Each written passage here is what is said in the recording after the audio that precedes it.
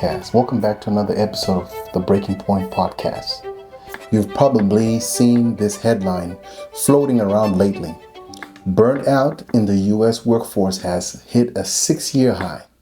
Nearly 3 out of 4 employees say their stress levels at work are moderate to very high, and less than half believe their employer genuinely cares about their well-being. Let that sink in for a second. That's not HR jargon. That's teachers, nurses, tech workers, pastors, executives, parents, real people waking up tired, pushing through the day, and still showing up like everything's fine. And if you heard that stat and thought, yeah, that tracks, then this episode already speaking your language. Burnout isn't just a work problem. It bleeds into relationship, sleep, motivation, patience, even how we talk to yourself.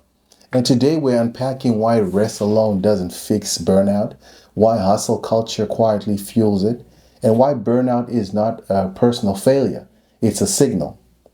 So if you're exhausted but still responsible, welcome. You're not alone. The word burnout gets thrown around so casually that it's almost lost its meaning. We say it when we're tired, annoyed, or just over a bad week. But real burnout isn't just, I need a break. Burnout is what happens when your body hits a limit your mindset keeps ignoring. Current workforce data shows burnout levels at their highest in 6 years. Not because people suddenly became less resilient, but because pressure has become constant. The workday doesn't end. Expectations don't show down, and recovery time keeps shrinking. Here's the part we don't talk about enough. Burnout is physiological, not moral. It's not about discipline or gratitude. It shows up when your nervous system, poor sleep, muscle tension, irritability, brain fog, and that quiet thought of I don't have it in me today. You've seen it play out publicly. Teachers walk away from classrooms they love. Nurses are leaving hospitals not because they don't care, but because they've been running on fumes for years. Tech workers reporting disengagement not from boredom, but from emotional exhaustion. And burnout doesn't announce itself dramatically, it sneaks in. One week you're sharp, the next a single Zoom meeting drains you like a full day used to. That's not laziness, that's the system warning you. Another layer people miss. Burnout doesn't discriminate by success, high performers, experience. It's more intensely because expectations rise with competence. The more capable you are, the more you're trusted and the more you're stressed. In Australia workplace, mental health data shows physiological injury claims rising faster than physical injuries. In the US, similar trends show burnout costing organizations billions in lost productivity and turnover. Different countries, same pattern. And here's the subtle trap. Burnout feels personal. You start internalizing it. Why can't I keep up like I used to? Why am I so tired? But burnout isn't a character flaw. It's a chronic response to unrelenting demand. The system says push. The body says pause. Burnout is what happens when pause is never allowed. So when burnout shows up, it's not betrayal, it's not intelligence. Your body is doing its job. The problem isn't that you're burnt out. The problem is that you've been expected to function without recovery for too long. And until we stop personalizing burnout, we'll keep misdiagnosing it and mistreating ourselves in the process. So why rest alone doesn't solve burnout? Let's clear up a major myth. Rest is not the same as recovery. People assume if they take a day off, sleeping, or go on holiday, burnout will disappear. And yes, rest helps, but burnout isn't just fatigue, it's accumulated depletion. A single break feels good until you return to the same environment that caused the damage. Think of it like a bucket with cracks. Rest fills the bucket, but if the cracks aren't sealed, boundaries, expectations, workload, the water drains out just as fast. That's why people come back from time off feeling refreshed for about 3 days. This is where self care gets misunderstood. Walks, therapy, mindfulness, these matter, but they're tools, not cures. Burnout recovery requires structural change, not just personal coping, which we probably all do. We've seen it, someone finally takes a break and comes back just as drained. Why? Why? Because nothing changed except the calendar. We're now in 2026. The calendars change. So burnout thrives on repetition. It's not one bad week, it's the same stress loop over and over without relief. And when burnout sets in, even small decisions feel heavy. Your brain isn't weak, it's just overloaded. In Australia and the US alike, research shows burnout impairs executive function, decision making, focus, emotional regulation. That's why you procrastinate things you used to handle easily. Recovery isn't passive, it's intentional. It's redesigning rhythms, not just resting between breakdowns. Rest, pauses damage, change prevents it. So let's look at more of the myth of hustle culture. Hustle culture taught us that exhaustion equals ambition, that if you slow down, you're failing or you're falling behind. But that mindset didn't come from biology, it came from productivity obsession. In an industrial age, output mattered. In today's world, value comes from judgment, creativity, maybe discernment, and none of these thrive under chronic stress. You've seen public examples. There's Ariana Huffington collapsing from exhaustion and completely redefining success. Simone Biles stepping back to protect her mental health. Naomi Osaka choosing sustainability over spectacle. These weren't failures, they were recalibration. Hustle culture doesn't reward longevity, it rewards visibility. And burnout is the hidden cost.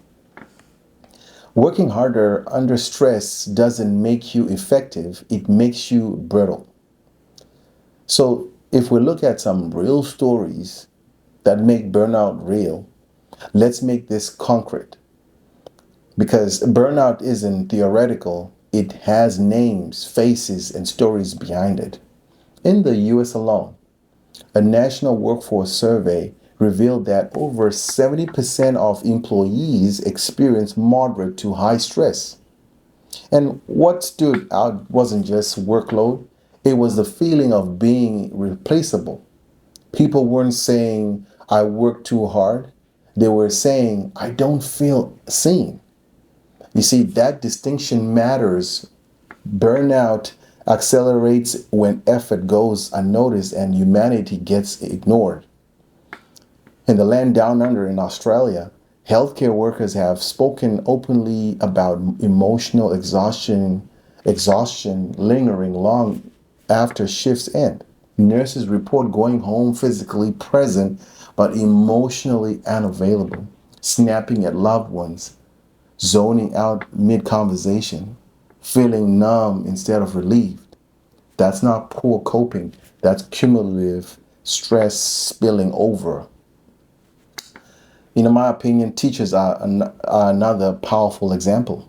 Many educators say they love their students deeply, which we've heard so many times, but the endless cycle of lesson planning, grading, emails, and performance matrix leaves no room to breathe. Some have said the hardest part isn't teaching, it's being expected to care endlessly without being cared for in return. Many industries can relate to that. And here's one people don't respect. Remote workers Once celebrated as winning, many now describe work that never clocks out.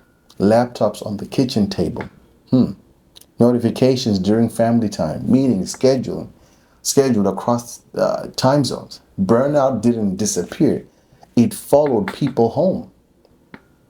What all these stories share isn't laziness or entitlement, it's chronic exposure to demand without recovery. You see, burnout isn't about one bad job or one bad season, it's about systems that actually normalize overload. And when exhaustion becomes normal, people stop questioning it. That's when burnout becomes invisible and very, very dangerous. So, how do we spot burnout early? You see, burnout doesn't arrive with sirens. It shows up as subtle erosion. First, emotional exhaustion.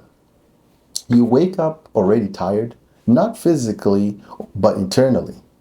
Tasks you once handled easily now feel heavier. It's not dread, it's depletion. And the danger is that most people push through this stage instead of pausing. And the second thing we can look at is emotional distancing. You start withdrawing not because you don't care, but because caring costs energy you don't have. You answer text later. You avoid conversations. You go quiet. That's not rudeness. That's self-preservation. And the third thing is performance changes. You're still showing up, but you're operating about 60%. You make small mistakes that frustrate you because this isn't who you are. That gap between who you know yourself to be and how you're functioning, that's a major burnout signal. And the fourth thing that I want to look at is physical symptoms. Tight shoulders, headaches, sleep that doesn't refresh you. Burnout often speaks through the body before the mind catches on. If your body keeps whispering, listen before it starts yelling. And the fifth thing, and this one is big, loss of meaning. You used to feel purpose. Now you feel survival. When passion turns into endurance, something needs attention. And finally, guilt around rest. If slowing down makes you anxious, that's not discipline. It's a nervous system trained to equate rest with danger. That's a red flag, not a virtue. Burnout doesn't mean stop everything. It means reassess everything with honesty and not shame. So, what to do when you're burned out? What do you do when you're burned out? First, name it. You didn't expect that one, right? Not dramatically, not publicly. If you don't want to, just truthfully saying I am burned out is not an excuse. It is actually data. Denial costs more energy than acknowledgement ever will.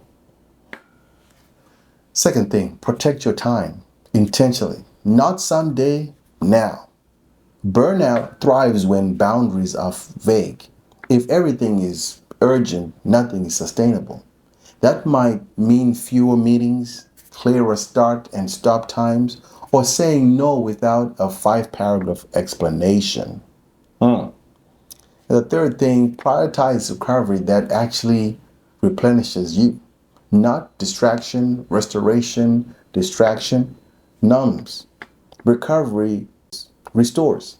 Sometimes that looks like movement, sometimes silence, sometimes a conversation where you don't have to perform. And the fourth thing, don't isolate. Burnout convinces you to disappear, but connection is regulation. Even one person who can hear you without fixing you can lower stress significantly. Community isn't optional, it's biological. The fifth thing, if you in a workplace, advocate for psychological safety. Environments where questions, fatigue, and limits can be named reduce burnout at scale. Healthy systems don't rely on heroic individuals to survive. Here's the reframe. Rest is not retreat, it's strategy. Elite athletes rest because they want longevity. The same applies to life. If you want to sustain excellence, rest isn't negotiable. Burnout doesn't mean you quit everything. It means you stop pretending everything is fine. So reframing burnout from failure to signal. Here's the shift that changes everything. Burnout is not a verdict. It's a message. Instead of asking, what's wrong with me? What's wrong with me? Ask, what am I or what system am I functioning in that requires more than I can sustainably give? That question moves you from shame to maybe clarity. You see, chronic stress isn't a personal defect, it's an environmental response. Think about it. When pressure exceeds capacity for too long, burnout is the logical outcome. Your body is not betraying you, it's protecting you. People often wait for permission to slow down. Burnout is the permission slip, not to give up, but to realign, to reassess, prioritize, to renegotiate expectations, to choose sustainability over applause. And here's the truth people don't say enough. Many of the most capable, thoughtful, high integrity people burn out because they care deeply. Burnout doesn't mean you're weak. It often means you've been strong for too long without support. So if you're overwhelmed, hear this clearly. You're not failing. You're responding appropriately to prolonged pressure. Burnout is not the end of your story. It's the moment the story demands a rewrite. So in closing, I want us to focus on this. Burn out, but still showing up. If this episode hit a little close to home, let me say this clearly. You're not broken. You're not lazy. You're not failing at home at life. You're responding exactly the way a human nervous system responds when clearly it's been under a lot of pressure for too long without enough recovery. That's not weakness. That's not weakness at all. Burnout doesn't mean you don't care. In fact, most of the time, it means you care deeply. You've been showing up, you've been carrying responsibility, you've been doing what was asked, and then some.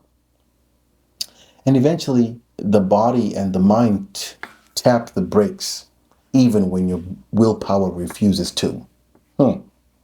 So here's your permission slip. Pause without guilt. Reflect without judgment. Rest without explaining yourself. You do not need to earn rest. You need it to remain whole. And if all you can do right now is name what you're feeling, that's already a step toward clarity. You see, awareness is not the end of the journey. It's the doorway out of survival mode. So I want to thank you for being here. Thank you for listening, honestly. And thank you for showing up even when it's hard. This has been the Breaking Point Podcast. I'm Andrew and Peter, and we'll talk again soon.